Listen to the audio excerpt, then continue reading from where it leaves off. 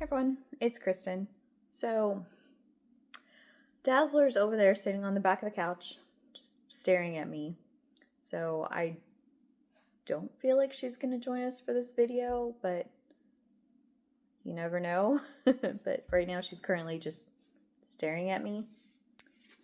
So, today is Monday. So, Sunday, Monday. And for these, they always do the weekend, just one image. So it's Hercules, which we talked about on Saturday, because it's Saturday, Sunday. And I can't believe I forgot to mention the Hercules, the Legendary Journeys with Kevin Sorbo. Like I love that show, and I love Xena, the Warrior Princess. Also, I don't watch those shows every year like I do some shows, but I've watched the seasons in their entirety at least 4 or 5 times.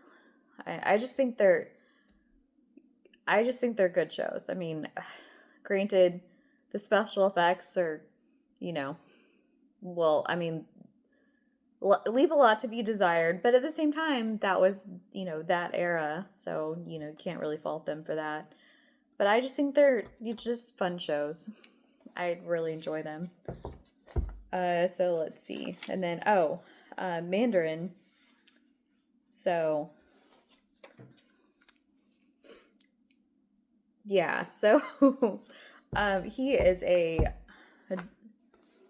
genius scientist and a skilled martial artist. He actually, I think the 10 rings he wears on his fingers, he derived from like alien technology, and each ring has a different function. Each ring has a different power. Let me see if I can remember all of them. He first appeared in comics in 1964, and he's the main, like he's one of Iron Man's main villains. Like he for some reason is obsessed with Iron Man. Like I'm not sure exactly why, but like he's the head of a criminal organization called the Ten Rings. I'm pretty sure, um, and he's also, I think, like a millionaire, billionaire. So it kind of makes sense that he and Iron Man would clash. So 10 rings. Let's see if I can remember. There's ice, intense cold, heat, lightning, uh, a light like brilliant blinding flash, um also darkness. He can like remove the light from places. um he can affect matter, like change the state of matter, like turn solid into a liquid, that sort of thing. Affect gases, create poisonous gases, repel or attract objects, flight, create illusions and things like that. And I'm missing one. I can't remember the other one. I'm sure you guys know it. So, yeah, let me know in the comments. Um, but yeah, okay. So, speaking of Iron Man, like he was the main villain in Iron Man 3, but uh a lot of people were not happy with, how that was portrayed, how that went down because yeah. He just I'm sure you guys have seen it. It turns out he's just an actor or whatever, which I don't know. It didn't sit well with me. Like he's this really powerful villain, and he was kind of made out to be kind of a joke in that movie. And then they also kind of alluded to the fact, I don't think he ever claimed the name, but in like the Shang-Chi movie, his father was head of a criminal organization called the Ten Rings or something like that.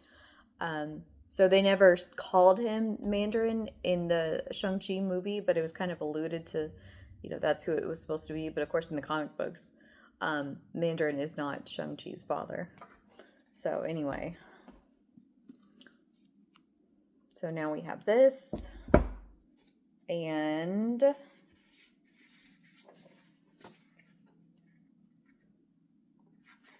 oh, look at that.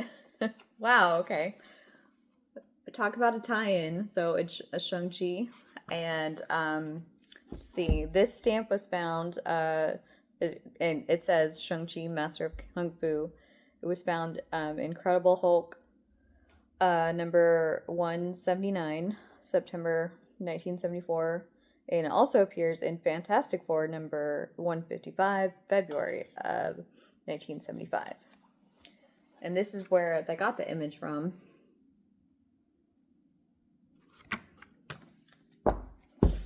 And let's see, Giant Size Master of Kung Fu number 1, September 1974. It says 5 all new steel smashing sagas starring the one and only Shang-Chi, biggest martial arts action issue ever. 68 pages, 50 cents.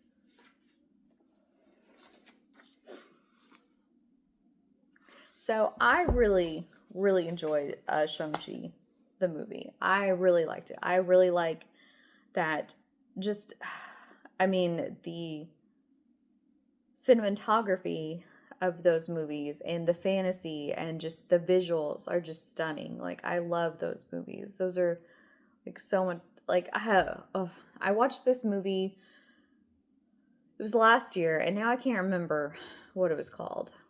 And now that I thought of it, I want to watch it again, but I can't remember what it's called. I think it's like about a white dragon or a white snake. And it was so good. And then there was this other one where they're trying to, I'm drawing a blank. But anyway, I love those movies. I love just the visuals, and it's just stunning. It's just, those movies though, I have to actually, like, because I like to multitask. So usually the reason I rewatch a lot of stuff is that I can multitask while I'm doing it, because it's like have you guys seen that, meme where it's like my TV's my emotional, background noise support? Like, that's how mine is, kind of. I like to have it on because it kind of, there for emotional, just the background noise. And I like to be doing other stuff while I'm sitting there watching TV. Those movies, though, just the visuals of them, I'm watching it. I'm not doing anything else. Especially because, of course, a lot of them, you have to read the subtitles. So that would make it hard to do other stuff while you're watching those. But yeah, they're just stunning. And of course, I really like anime. Sailor Moon is one of those shows I watch every single year. I haven't rewatched it again this year, but yeah, it's next. And let's see, what's another one? Oh, my niece told me about Violet Evergarden. That was really good too. Sad, but really good. Full Metal Alchemist.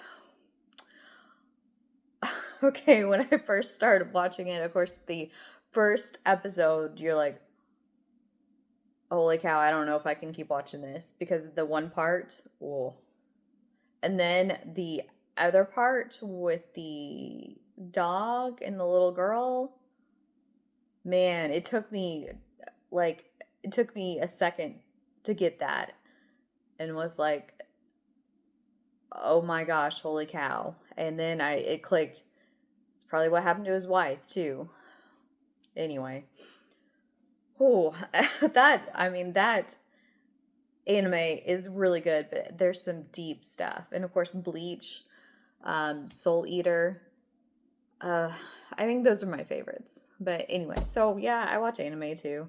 I have like a whole list of them that I'm planning to watch that I just haven't yet, because sometimes, like I said, I just rewatch the same things over because it's like a comfort thing, and the show is comfortable, and you won't be disappointed. Because I don't know about you, but have you ever started a show where you're like maybe 2 episodes in and you're like, I can't watch this anymore for whatever reason? Like, maybe it's just not what you thought it would be, or just kind of boring, slow, or just too much. Yeah, but then it stays, in your queue forever. Like, I wish there was an option to just get rid of it. Like, I've changed my mind. I don't want to watch this anymore. Please remove it, from my queue. I wish there was that option because I have a lot of shows like that where I start it and I decide, no, I don't want to watch this. And yet it's just stuck there. Movies, like what I'll do is I'll fast forward through the whole movie. And so that gets it out of the queue. But of course, with shows, especially if there's multiple seasons, you can't really do that. So, yeah, there needs to be that option. I hope someone's out there listening, because there needs to be that option. So anyway, yeah. So I hope they make another Shang-Chi movie. I would love that because I loved the first one. I thought it was just visually stunning. Um, I haven't heard anything about it though, so it kind of feels like they're not going to. I hope he turns up in Secret Wars. I feel like a lot of the characters that have kind of been, gotten one movie and then that was it, because they're rebuilding the Marvel Universe again. I hope they at least turn up in Secret Wars. So, anyway, so I will see you guys again Wednesday. I was like, oh goodness, sorry. It's late. It was a long day.